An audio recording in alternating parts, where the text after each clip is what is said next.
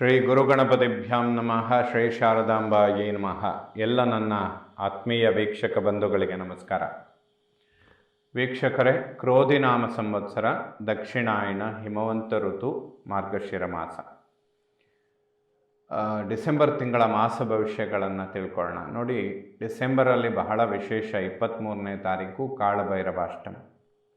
ಇದರ ಬಗ್ಗೆ ಪ್ರತಿ ರಾಶಿಯವರಿಗೂ ಕೂಡ ಮಾಹಿತಿಗಳನ್ನು ಕೊಟ್ಟಿದ್ದೇವೆ. ಯಾಕೆಂದರೆ ಹೊಸ ವರ್ಷದ ಪ್ರಾರಂಭದಲ್ಲಿ ಆಲ್ಮೋಸ್ಟ್ 4 ಗ್ರಹಗಳ ಪರಿವರ್ತನೆ, ಅದರಲ್ಲೂ ಕೂಡ ಎಲ್ಲ ಪರಾಕ್ರಮ ಗ್ರಹಗಳು, ರಾಹುಕೇತುಗಳ ಪರಿವರ್ತನೆ, ಕುಜನ ಪರಿವರ್ತನೆ, ಶನಿ ಮಹಾತ್ಮನ ಪರಿವರ್ತನೆ, ಗುರುಬ್ರಹ್ಮನ ಪರಿವರ್ತನೆ, ಇವೆಲ್ಲ ಬಹಳ ಅತಿಶಯವಾದ ಫಲಗಳನ್ನು ಕೊಡುವಂಥದ್ದು.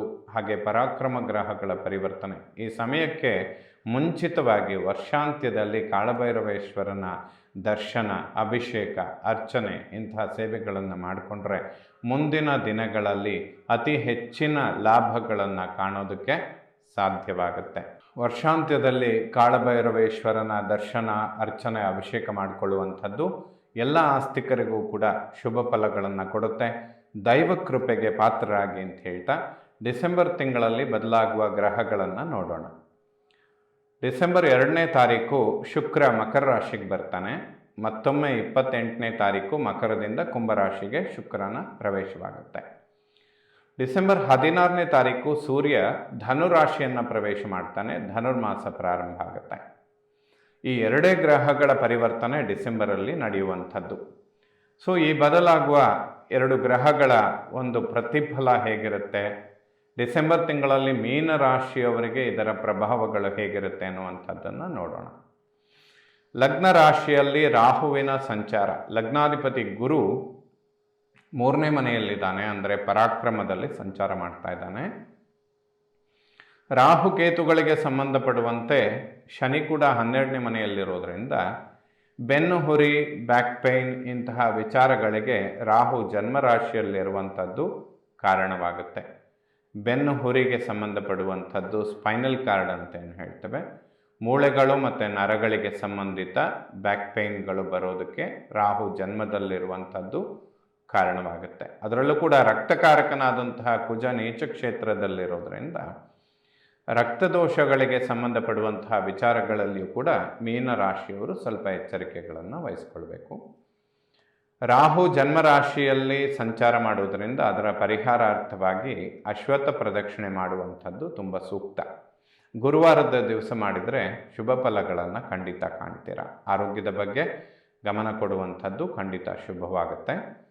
2ನೇ ಮನೆಯನ್ನು ಕುಟುಂಬ, ವಾಕ್ಯ, ಧನ, ದಾಂಪತ್ಯ, ಬಂಧು ಅನ್ನುವಂತಹ ಸ್ಥಾನಾಧಿಪತಿ ಕುಜ ಪಂಚಮದಲ್ಲಿ ನೀಚನಾಗಿದ್ದಾನೆ. ಕುಟುಂಬದಲ್ಲಿ ವಾಕ್ಯಗಳು ಸಣ್ಣ ಪುಟ್ಟ ನಿಷ್ಠುರಗಳನ್ನು ಸೃಷ್ಟಿ ಮಾಡುತ್ತೆ. ಯಾಕೆಂದರೆ ಶನಿ ಕೂಡ ಆ ಸ್ಥಾನವನ್ನು ನೋಡ್ತಾ ಇದ್ದಾನೆ. ಮೌನವಾಗಿದ್ದರೂ ಸಮಸ್ಯೆ, ಮಾತಾಡಿದರೂ ಸಮಸ್ಯೆ. ಇದು ಮೀನರಾಶಿಯವರಿಗೆ ಬಾಧಿಸುವಂತಹ ವಿಚಾರ. ಇದರ ಪರಿಹಾರಕ್ಕೆ ಆಂಜನೇಯನ ಹನುಮಾನ್ ಚಾಲಿಸ ಕೇಳುವಂಥದ್ದು, ತಿಂಗಳಿಗೊಮ್ಮೆ ಆಂಜನೇಯನ ದರ್ಶನ ಮಾಡಿ ಅಭಿಷೇಕ ಇಂತಹ ಸೇವೆಗಳನ್ನು ಮಾಡಿಕೊಳ್ಳುವಂಥದ್ದು ಖಂಡಿತ ಸೂಕ್ತ. ಲಕ್ಷ್ಮೀ ನರಸಿಂಹನ ಕರಾವಲಂಬ ಸ್ತೋತ್ರಗಳನ್ನು ಪಠನೆ ಮಾಡಿದರೆ ಖಂಡಿತ ಶುಭವಾಗುತ್ತೆ. ಇನ್ನೊಂದು 4-5 ತಿಂಗಳ ಕಾಲ ಮಸ್ಟ್ ಆ್ಯಂಡ್ ಶುಡ್ ಮೀನ ರಾಶಿಯವರು ಲಕ್ಷ್ಮೀ ನರಸಿಂಹನ ದರ್ಶನ ಮಾಡಿ ತುಳಸಿಯಿಂದ ಅರ್ಚನೆ, ಅಭಿಷೇಕ ಇಂತಹ ಸೇವೆಗಳನ್ನು ಮಾಡಿಕೊಳ್ಳುವಂಥದ್ದು ಖಂಡಿತ ಶುಭವಾಗುತ್ತೆ. ಇಲ್ಲದಿದ್ದರೆ ಅನವಶ್ಯಕವಾಗಿ ಮಕ್ಕಳ ಜೊತೆಗೆ ಕಲಹಗಳು ಉಂಟಾಗೋದಕ್ಕೆ ಕಾರಣವಾಗುತ್ತೆ. ಕುಟುಂಬದಲ್ಲಿ ಅನವಶ್ಯಕ ವಾಕ್ಯಗಳು, ನಿಷ್ಠುರಗಳನ್ನು ಸೃಷ್ಟಿ ಮಾಡುತ್ತೆ. ಅನಿವಾರ್ಯತೆ ಅಥವಾ ಅನಿರೀಕ್ಷಿತವಾಗಿ ಧನ ವ್ಯಯಗಳನ್ನು ಕೂಡ ಮಾಡಿಸುತ್ತೆ. ಇದೆಲ್ಲ ಪರಿಹಾರಕ್ಕಾಗಿ ಲಕ್ಷ್ಮೀ ನರಸಿಂಹನ ದರ್ಶನ ಮಾಡಿ ಶುಭವಾಗುತ್ತೆ. 3ನೇ ಮನೆಯನ್ನು ಒಡಹುಟ್ಟು ಸೋದರ, ಪರಾಕ್ರಮ ಸ್ಥಾನಾಧಿಪತಿ ಶುಕ್ರ ಲಾಭದಲ್ಲಿದ್ದಾನೆ. ಸೋದರ ಸೋದರಿಯರ ನಡುವೆ ಮೈತ್ರಿ ವಾತ್ಸಲ್ಯ ಚೆನ್ನಾಗಿರುತ್ತೆ. ಒಬ್ಬರಿಂದ ಒಬ್ಬರಿಗೆ ಖಂಡಿತ ಅನುಕೂಲಗಳು ಉಂಟಾಗುತ್ತೆ. ಯಾವುದಾದ್ರೂ ಹಣದ ಸಹಾಯಗಳನ್ನು ನಿರೀಕ್ಷೆ ಮಾಡ್ತಾ ಇದ್ದರೆ, ಬ್ಯಾಂಕ್ ಲೋನ್ ಇಂಥದ್ದನ್ನು ನೋಡಿ, ಮೀನರಾಶಿಯವರಿಗೆ 7.5 ಪ್ರಭಾವಗಳು ತುಂಬ ಬಾಧಿಸ್ತಾ ಇರುತ್ತೆ. ಬಹಳ ಸಮಯದಿಂದ ಹಣಕಾಸಿನ ಮುಗ್ಗಟ್ಟುಗಳು, ಎಲ್ಲಾದರೂ ಹಣಕಾಸಿನ ನಿರೀಕ್ಷೆಗಳನ್ನು ಎಕ್ಸ್ಪೆಕ್ಟ್ ಮಾಡ್ತಾ ಇದ್ದರೆ, ಯಾವುದಾದ್ರೂ ಮೂಲದಿಂದ ಧನಾಗಮನಗಳನ್ನು ಎಕ್ಸ್ಪೆಕ್ಟ್ ಮಾಡ್ತಾ ಇದ್ದರೆ ಅದು ಕೂಡ ವಿಳಂಬ ಆಗ್ತಾ ಇರುತ್ತೆ. ಬಟ್ ಈ ಡಿಸೆಂಬರ್ ತಿಂಗಳಲ್ಲಿ 2ನೇ ತಾರೀಕಿನಿಂದ 28ನೇ ತಾರೀಕಿನ ತನಕ ಮೀನ ರಾಶಿಯವರಿಗೆ ವಿಶೇಷ ಧನಾಗಮನಗಳಿಗೆ ಅವಕಾಶಗಳು ಇರುತ್ತೆ. ಏಕೆಂದರೆ ಸ್ಥಾನಾಧಿಪತಿ ಶುಕ್ರ ಲಾಭದಲ್ಲಿ ಸಂಚಾರ ಮಾಡ್ತಾ ಇರ್ತಾನೆ. ಅವನ ಮೇಲೆ ಗುರುದೃಷ್ಟಿ ಕೂಡ ಬೀಳ್ತಾ ಇರುತ್ತೆ. ಗುರು ಕೂಡ 3ನೇ ಮನೆಯಲ್ಲಿದ್ದಾನೆ. ಈ ಎಲ್ಲ ಕಾಂಬಿನೇಷನ್ಗಳು ಧನಾಗಮನ ಈ ಸಮಯದಲ್ಲಿ 2-3 ತಿಂಗಳಿಂದ ನಿರೀಕ್ಷೆ ಮಾಡಿದ್ದು ಡಿಸೆಂಬರಲ್ಲಿ ಸಾಕಾರ ಆಗುವಂತಹ ಸಮಯಗಳು ಖಂಡಿತ ಒದಗಿ ಬರುತ್ತೆ, ಹುಸಿ ಆಗೋದಿಲ್ಲ. 4ನೇ ಮನೆ ವಿದ್ಯೆ, ಮಾತೃ, ವಾಹನ, ಸುಖ, ಪ್ರಾಪರ್ಟಿ. 4ರ ಅಧಿಪತಿಯಾದಂತಹ ಬುಧ ಭಾಗ್ಯದಲ್ಲಿದ್ದಾನೆ. ಬುಧಾದಿತ್ಯ ಯೋಗ, ಗುರುದೃಷ್ಟಿ ಕೂಡ ಬೀಳ್ತಾ ಇದೆ. ಭೂಮಿಗೆ ಸಂಬಂಧಪಡುವಂತಹ ವಿಚಾರಗಳು ಅಭಿವೃದ್ಧಿಗಳನ್ನು ಪಡೆದುಕೊಳ್ಳುತ್ತೆ. ಪ್ರಾಪರ್ಟಿ ರಿಲೇಟೆಡ್ ಸಕ್ಸಸ್ಸನ್ನು ಕಾಣ್ಬೋದು. ಯಾವುದಾದ್ರೂ ಕೋರ್ಟ್ ವ್ಯಾಜ್ಯಗಳಿದ್ದರೆ ಪರಿಹಾರಗಳನ್ನು ಮಾಡಿಕೊಳ್ಬೋದು. ಸರ್ಕಾರ ಅನ್ನುವಂತಹ ಸೂರ್ಯನ ಯುತಿಯಲ್ಲಿ ಬುಧ, ಅವನ ಮೇಲೆ ಗುರುದೃಷ್ಟಿ, ಬುಧಾದಿತ್ಯ ಯೋಗ, ನಿಪುಣ ಯೋಗ, ವಿಷ್ಣು ಸಂಭೂತವಾದಂತಹ ಯೋಗ, ಇವೆಲ್ಲ ಮೀನ ರಾಶಿಯವರಿಗೆ ಅಭಿವೃದ್ಧಿಗಳನ್ನು ಖಂಡಿತ ಕೊಡುತ್ತೆ. ನೋಡಿ, ಜನ್ಮರಾಶಿಗೆ ಶನಿ ಬರೋದಕ್ಕೆ ಇನ್ನೂ 2-3 ತಿಂಗಳ ಕಾಲಾವಕಾಶ ಇದೆ. ಸೊ ಈಗ ಸೂರ್ಯನ ಸಂಚಾರ, ಶುಕ್ರನ ಸಂಚಾರ, ಬುಧನ ಸಂಚಾರ ಇವೆಲ್ಲದೂ ಕೂಡ ಮೀನ ರಾಶಿಯವರಿಗೆ ತುಂಬ ಪ್ಲಸ್ ಆಗುತ್ತೆ.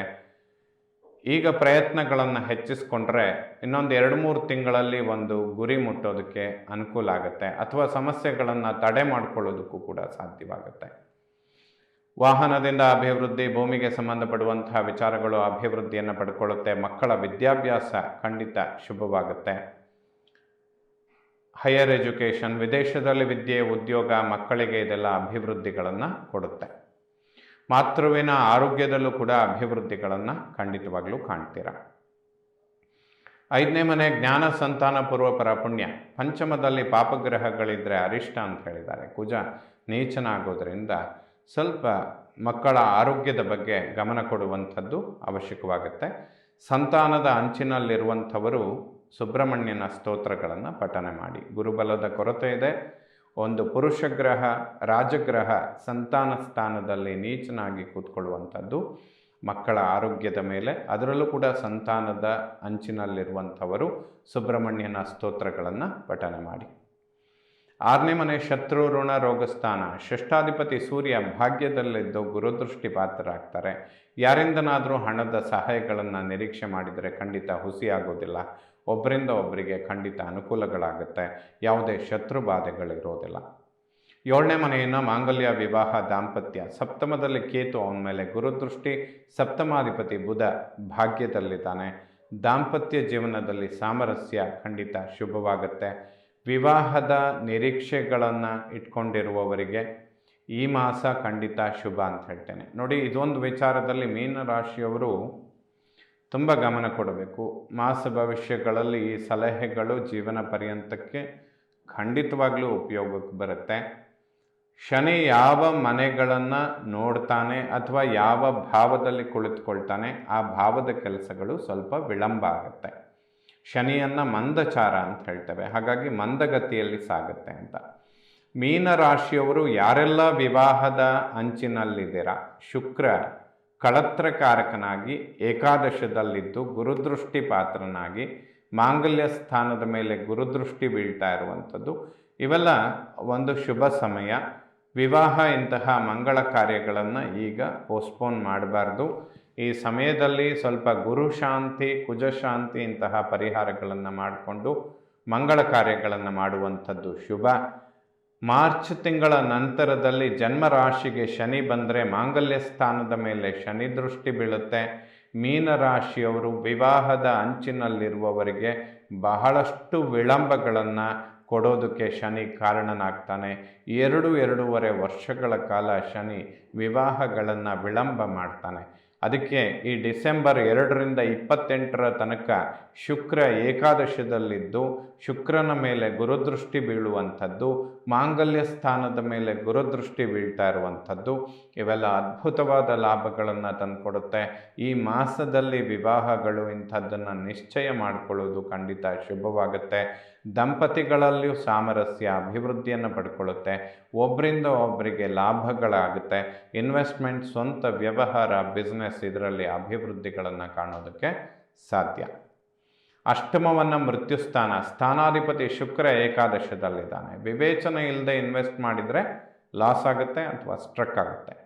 ಯಾಕೆಂದರೆ ಧನ ಸ್ಥಾನಾಧಿಪತಿ ಕುಜ ನೀಚನಾಗಿದ್ದು ಮೃತ್ಯುಸ್ಥಾನಾಧಿಪತಿ ಶುಕ್ರ ಏಕಾದಶದಲ್ಲಿ ಸಂಚಾರ ಮಾಡಿ ಕುಜ ಅವನನ್ನು ನೋಡಿದರೆ ಮೃಗಂಗಾರಕ ದೋಷ ಅಂತ ಹೇಳ್ತೇವೆ. ಸ್ತ್ರೀ ಸಂಬಂಧವಾದಂತಹ ನಿಷ್ಠೂರಗಳು ಉಂಟಾಗುತ್ತೆ. ದುರ್ಗಾ ಪರಮೇಶ್ವರಿಯ ದರ್ಶನ ಅಥವಾ ದುರ್ಗಾ ಪರಮೇಶ್ವರಿಗೆ ಸಂಬಂಧಪಟ್ಟಂತಹ ಸ್ತೋತ್ರಗಳನ್ನು ಪಠನೆ ಮಾಡಿ, ಯಾವುದೇ ಇನ್ವೆಸ್ಟ್ಮೆಂಟ್ಗಳನ್ನು ಮಾಡುವಂಥದ್ದಿದ್ದರೆ ಶುಭ ದಿನಗಳನ್ನು ನೋಡಿಕೊಂಡು ಮಾಡಿದರೆ ಒಳ್ಳೆಯದಾಗುತ್ತೆ. 9ನೇ ಮನೆ ಭಾಗ್ಯಸ್ಥಾನ, ಪಿತೃಸ್ಥಾನ. ಭಾಗ್ಯಾಧಿಪತಿ ಕುಜ ನೀಚ ಕ್ಷೇತ್ರದಲ್ಲಿದ್ದಾನೆ. ಪಿತೃವಿನ ಆರೋಗ್ಯದ ಬಗ್ಗೆ ಸ್ವಲ್ಪ ಗಮನ ಕೊಡಬೇಕು. ಭಾಗ್ಯೋದಯಗಳಾಗುತ್ತೆ, ಯಾವುದೇ ಹೆಚ್ಚಿನ ಸಮಸ್ಯೆಗಳು ಇರೋದಿಲ್ಲ.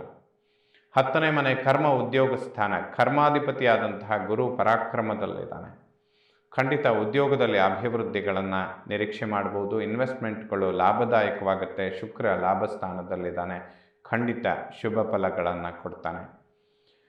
ಲಾಭಸ್ಥಾನದ ಮೇಲೆ ಗುರುದೃಷ್ಟಿ ಮತ್ತು ಕುಜನ ದೃಷ್ಟಿ, ಶುಕ್ರನು ಕೂಡ ಅಲ್ಲೇ ಇದ್ದಾನೆ. 3 ಗ್ರಹಗಳ ಕಾಂಬಿನೇಷನ್ ಲಾಭಸ್ಥಾನದ ಮೇಲೆ ಬೀಳೋದ್ರಿಂದ 7.5 ನೀವು ಲಾಭಗಳನ್ನು ನಿರೀಕ್ಷೆ ಮಾಡಬೇಕು ಅಂದರೆ ಅದು ಡಿಸೆಂಬರ್ ತಿಂಗಳಲ್ಲಿ ಮಾತ್ರ ಸಾಧ್ಯ.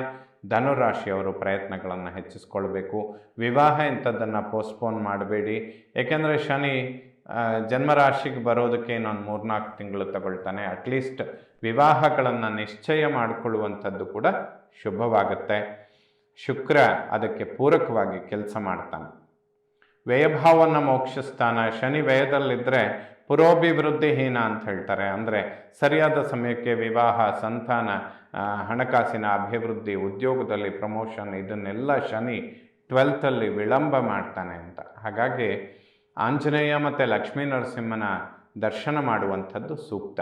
ವಿವಾಹ ಇಂತಹ ವಿಚಾರಗಳಿಗೆ ದುರ್ಗಾ ಪರಮೇಶ್ವರಿಯ ಖಡ್ಗಮಾಲ ಸ್ತೋತ್ರಗಳನ್ನು ಪಠನೆ ಮಾಡಿ, ಯಾವುದಾದ್ರೂ ಪುಣ್ಯಕ್ಷೇತ್ರ ದುರ್ಗಾ ಪರಮೇಶ್ವರಿಯ ದರ್ಶನ ಮಾಡಿ, ವಿವಾಹ, ಸಂತಾನ ಇಂತಹ ವಿಚಾರಗಳಿಗೆ ಪ್ರಾರ್ಥನೆ ಮಾಡಿಕೊಳ್ಳುವಂಥದ್ದು ಖಂಡಿತ ಶುಭವಾಗುತ್ತೆ.